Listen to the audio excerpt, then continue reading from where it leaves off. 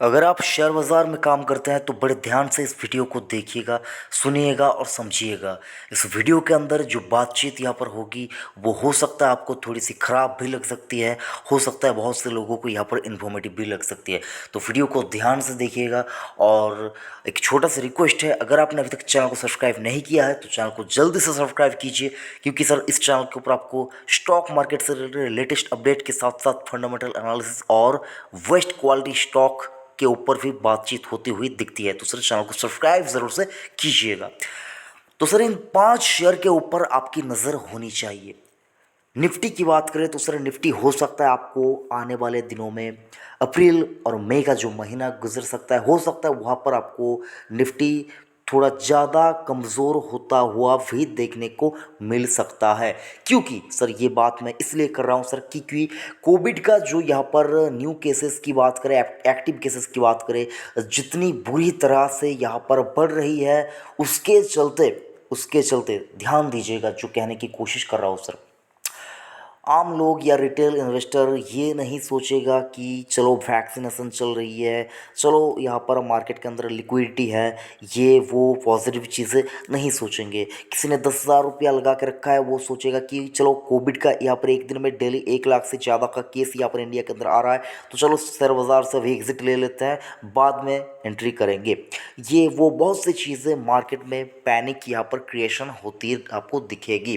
तो इस panic creation के अंदर अगर आप देखिए निफ्टी 13,000 तक भी आ सकता है। शब्दों को ध्यान से सुनिएगा, निफ्टी 13,000 तक भी हो सकता है, आपको देखने को मिल सकता है बहुत जल्द। मैं नहीं कहूँगा, हो सकता है आपको 2-3 महीने के अंदर अंदर ही देखने को मिल सकता है। ध्यान दीजिएगा, मैं कह रहा हूँ मिल सकता है, मिलेगा ज़रूरी नहीं, मिल सकता है। अगर निफ्टी गिरता है, बाज़ार गिरता है, तो कम से कम आपको कौन से वो 5 शेयर है जिनमें ज़रूर से खरीदारी करना चाहिए, उसी के ऊपर आज का हमारा ये वीडियो है।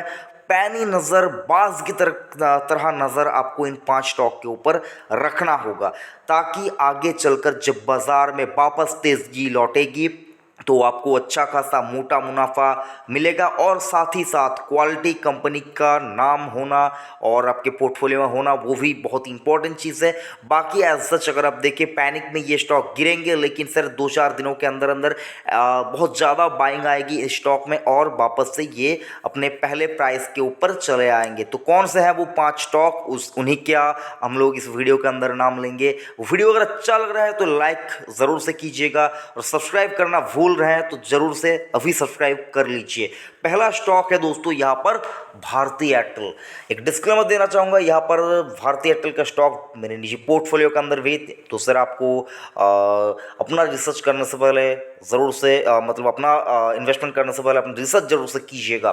तो 544 के ऊपर स्टॉक 9 अप्रैल को यहाँ पर क्लोजिंग दी है, और मैं कहना चाहूँगा अगर गिरावट आती है तो आपकी पहली पसंद भारती एयरटेल ज़रूर से होनी चाहिए। क्योंकि सर ये स्टॉक अगर आप देखिए, अगर लॉकडाउन वगैरह की सिचुएशन आती है, अगर कोविड के केसेस बढ़ते हैं, वर्क फ्रॉम होम बहुत ही इंपॉर्टेंट, एक महत्वपूर्ण एक देखिए रोल निभाता हुआ नजर आएगा लॉकडाउन जैसे सिचुएशन के अंदर। तो सर वो जब लॉकडाउन होता है तब सर वर्क फ्रॉम होम होता है, वर्क फ्रॉम होम में डाटा कंज्यूम होता है, तो सर डाटा कंज्यूम के मामले में अगर आप देखिए भारती एयरटेल का बहुत ही इंपॉर्टेंट महत्व रहेगा। तो भारतीय एयरटेल के स्टॉक के ऊपर आपकी नज़र होनी चाहिए। 1 साल का वक्त देंगे तो स्टॉक आपको 700 से लेकर 750 तक का भाव भी दिखा सकता है। तो भारतीय एयरटेल आपकी नज़र में ज़रूर से होना चाहिए। उसी के साथ साथ अगर आप देखिए डाबर इंडिया, बेहतरीन कंपनी है, शानदार कंपनी। इस कंपनी के बारे में ज़्यादा मैं बोलना नहीं चाहूँगा, मैंने ऑलरेडी वीडियो बनाकर आपको बताया था कि स्टॉक को लेना चाहिए, क्यों लेना चाहिए, और क्या क्या चीज़ इस कंपनी के अंदर है जो आपको डेफिनेटली इसको अट्रैक्टिव बनाती है। तो डाबर इंडिया का स्टॉक देखिए सर, ये स्टॉक भी मेरे पोर्टफोलियो में है। आप सोचेंगे कि भाई आपके पोर्टफोलियो में कितने स्टॉक है, तो सर मैं आपको कहना चाहूँगा मेरे पोर्टफोलियो में लगभग लगभग 40 स्टॉक है, 40 स्टॉक है। अगर आप जानना चाहते हो वो कौन से 40 स्टॉक है तो एक दिन कभी आपको फुर्सत में ज़रूर से वीडियो बनाकर बताऊंगा कि कौन कौन से वो 40 स्टॉक है जो मेरे निजी पोर्टफोलियो के अंदर है। तो ये स्टॉक भी मेरे निजी पोर्टफोलियो के अंदर है, और मैं SIP मोड में स्टॉक में खरीदारी करता रहता हूँ। तो सर डाबर इंडिया का स्टॉक भी आपके पोर्टफोलियो में शामिल होना चाहिए। गिरावट आती है तो डरिए मत, खरीदारी करने से पहले रिसर्च पहले कर लीजिए, क्योंकि जब गिरेगा तब आपको टाइम नहीं मिलेगा रिसर्च करने के लिए। तो ज़रूर से डाबर इंडिया के स्टॉक के ऊपर जितना रिसर्च हो सके जल्दी से कर लीजिए, 2 दिन का वक्त आपको मिल रहा है। बाकी गिरावट जब आती है तो सर खरीदारी करते रहना, लॉन्ग टर्म के लिए ये स्टॉक को आपको छोड़ देना है पोर्टफोलियो में लेके। उसके बाद तीसरा स्टॉक है दोस्तों CDSL। देखिए सर 300 के नीचे से मैं स्टॉक को आपको बता रहा हूँ कि स्टॉक को लीजिए लीजिए लीजिए लीजिए। आप सुनते तो नहीं हैं, आज एक बार ज़रूर से डिस्क्रिप्शन में दिए हुए लिंक के ऊपर क्लिक करके आप देख लीजिएगा कि CDSL का स्टॉक क्या काम करती है, क्यों लेना चाहिए और कहाँ तक स्टॉक जा सकता है ऊपर की तरफ। और अगर मेरे को किसी स्टॉक के ऊपर ये बोलना पड़े कि इसका टारगेट अनलिमिटेड है 10-15 सालों के अंदर अंदर, तो सर वो जो नाम होगा सर वो CDSL का होगा, और वो ये स्टॉक भी मेरे निजी पोर्टफोलियो के अंदर है। तो यहाँ पर पाँचों के पाँचों स्टॉक जो मैं आपको यहाँ पर नाम बताऊंगा वो सारे मेरे निजी पोर्टफोलियो के अंदर है। तो सर आपको अपना रिसर्च पहले ज़रूर से कर लेना चाहिए, उसी के बाद ही आपको कोई इन्वेस्टमेंट रिलेटेड कोई भी डिसीजन लेना चाहिए। अपने वित्त सलाहकार की राय लीजिए, अपना रिसर्च कीजिए, और बाकी आप तो समझ ही गए होंगे। तो CDSL का स्टॉक गिरावट आती है 600 के आसपास कभी आता है, बिना कुछ सोचे समझे अगर आप खरीदारी किसी स्टॉक में करना चाहते हैं 600 का प्राइस बेहतरीन प्राइस है। मुझको नहीं लगता कि 600 तक कभी जाएगा, लेकिन अगर जाता है तो खरीदारी करने से कतराना नहीं है। उसके बाद अगर आप देखिए HDFC AMC, ये स्टॉक आपको एक बार मौका दे सकता है साहब, ये स्टॉक आपको एक बार मौका दे सकता है। स्टॉक आपको एक बार करेक्शन दिखा सकता है जब बाजार गिरेगा, जब लोग म्यूचुअल फंड से निकलेंगे, एग्जिट करेंगे, तो ये स्टॉक आपको भयंकर तरीके से गिरता हुआ दिख सकता है। और आपको उसी के साथ साथ उस डर में जितना ज़्यादा हो सके इस कंपनी को अपने पोर्टफोलियो में समेटते जाना है, समेटते जाना है। रखना है स्टॉक को कब तक, जब तक आप रखना चाहते हैं, जब तक आप रखना चाहते हैं स्टॉक को आप अपने पोर्टफोलियो में रख सकते हैं। ये भाव भी खराब नहीं है, SIP मोड में खरीदारी शुरू कर सकते हैं। डेफिनेटली ये स्टॉक आपको अच्छा खासा रिटर्न देकर जाएगा, लिख कर रख लीजिए साहब। ये स्टॉक आपको मायूस नहीं करेगा अगर आप इसको पेशेंस के साथ, देखिए पेशेंस स्टॉक मार्केट में सबसे ज़्यादा इंपॉर्टेंट चीज़ होता है पेशेंस। अगर आप देखिए, अगर आपके अंदर धीरज नहीं है सर तो स्टॉक बाजार शेयर बाजार आपके लिए नहीं है सर, निकल जाइए। अभी मार्केट गिरा नहीं है, 2-4 पैसा अगर आपने लगा के रखा हुआ है तो सर उस पैसे को लीजिए और निकल जाइए। ये मैं आपको कहना चाहूँगा अगर आपके अंदर पेशेंस नहीं है। और सर जिसने बहुत ज़्यादा पैसा लगा के रखा है सर, मतलब आप 90% ये तो श्योर हो सकते कि उसने उसके पास पेशेंस है, वो बाज़ार को समझता है कि बाज़ार में टिके रहना है तो बाज़ार में डटे रहना होगा तब तक जब तक पैसा नहीं बन जाता। और आंखें खुली रखनी होगी, क्या कुछ देखने को मिल रहा है सब कुछ साफ साफ देखना होगा, समझना होगा, सुनना होगा और सही चीज़ को पकड़ना होगा। अगर आप यहाँ पर ख़राब स्टॉक खरीद लेंगे और उसको पेशेंस के साथ पकड़े रहेंगे तो सर मुझको नहीं लगता पैसा बनेगा। तो सर सही चीज़ सही भाव पे सही वक्त पे और तब तक नहीं छोड़ना है जब तक पैसा बन जाता नहीं है। तो सर ये सारे फैक्टर्स आपको यहाँ पर फॉलो करने होंगे। बाकी सर आप अपने हिसाब से डिसीजन ले सकते हैं, मैं आपको यहाँ पर बस समझाने की कोशिश करता रहता हूँ। और जो लास्ट स्टॉक है दोस्तों ICICI लोमबार्ड, कोविड का इम्पैक्ट जैसे जैसे बढ़ेंगे लोग सर, अब ये तो मतलब सोचने लग गए हैं कि हमको एक हेल्थ इंश्योरेंस रखना है अपने लिए, क्योंकि सर हेल्थ के ऊपर अगर आप देखिए किसी का जोर नहीं चलता, कब किसका तबीयत यहाँ पर ख़राब हो जाए कोई नहीं जानता, कोई नहीं बोल पाता। तो सर हेल्थ इंश्योरेंस करवाने वाली कंपनी, जनरल इंश्योरेंस के अंदर कामकाज करने वाली कंपनी ICICI लोमबार्ड का स्टॉक भी आपको फोकस में रखना चाहिए। गिरता है तो डेफिनेटली खरीदारी कीजिए, ये स्टॉक भी आपको धोखा नहीं देगा, मायूस नहीं करेगा।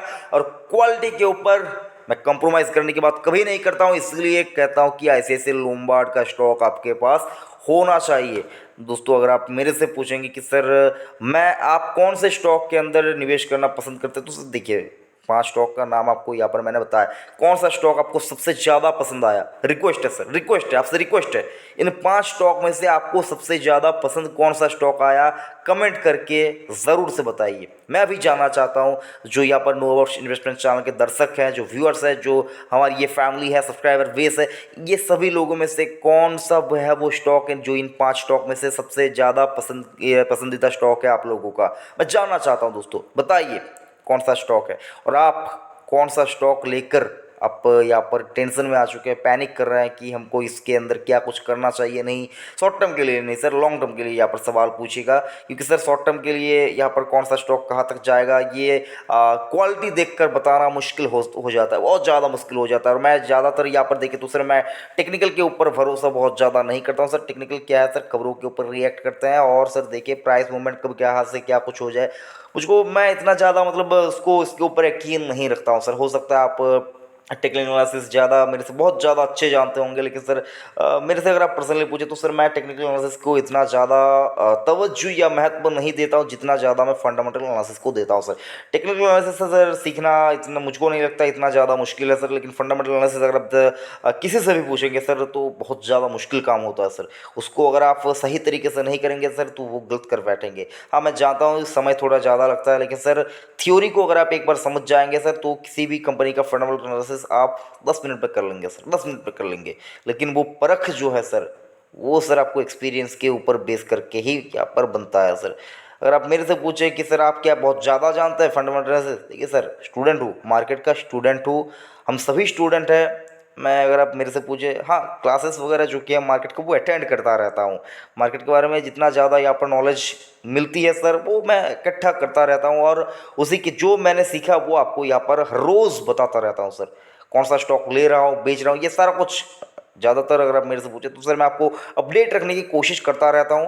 तो ये जो 5 स्टॉक के नाम मैंने आपको बताया इन स्टॉक के ऊपर नज़र रखिए और लॉन्ग टर्म के बारे में सोचिए। और सर 2-3 चीज़ें और कहना चाहूँगा। तो कोविड का जो यहाँ पर दौर चल रहा है सर, इस दौर में आपको मैं कहना चाहूँगा मास्क ज़रूर से पहनिए, सैनिटाइजेशन के ऊपर ध्यान दीजिए, लोगों से उचित दूरी बनाए रखें और सरकार की नीतियों का ज़रूर से पालन कीजिए, इसके ऊपर ध्यान ज़रूर से दीजिए। और छोटा सा रिक्वेस्ट, चैनल को सब्सक्राइब नहीं किया तो चैनल को सब्सक्राइब कीजिए, नोटिफिकेशन आइकन को प्रेस कीजिए, जुड़े रहिए नो अबाउट इन्वेस्टमेंट चैनल के साथ। थैंक यू, जय हिंद।